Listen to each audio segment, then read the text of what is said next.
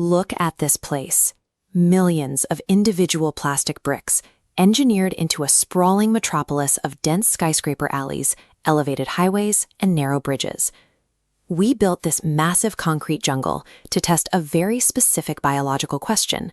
Can a tiny animal's innate agility outmaneuver the raw horsepower of mechanical machines? To find out, we're pitting a nimble, natural-born racer against a fleet of high-speed RC supercars.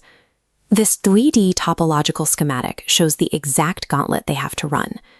Starting from the downtown blocks, the racers must navigate an obstacle-dense course, survive a crossing over a rising drawbridge, and make it to the final archway where a mountain of treats is waiting. In these narrow corridors, a single stalled turn or one miscalculated jump leaves the hamster exposed, allowing the mechanical chase to close the distance and overtake him instantly. The starting gates drop, and the racers are immediately thrown into the most claustrophobic section of the course, the narrow skyscraper alleys. The RC cars waste no time. You can hear the whine of their electric motors as they rapidly close the gap, using their scale and momentum to hunt down the racer ahead. This vector schematic compares movement. A wheeled vehicle requires a wide, sweeping radius, forcing RC cars to brake heavily to navigate sharp alleys. A quadruped uses an articulated spine to pivot instantly.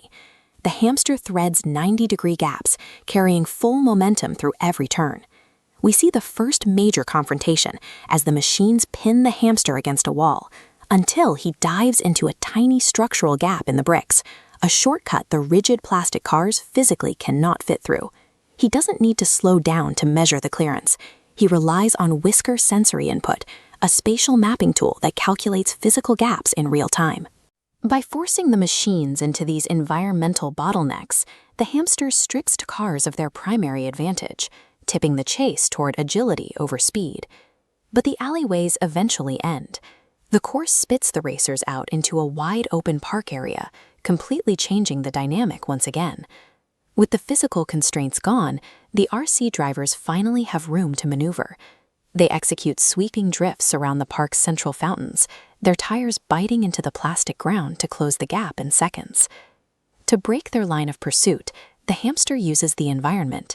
He leaps onto a moving conveyor belt, running against the flow of the machinery to create a shifting path that the wheeled cars struggle to track. When a bright red barricade suddenly blocks the path, he doesn't hit the brakes.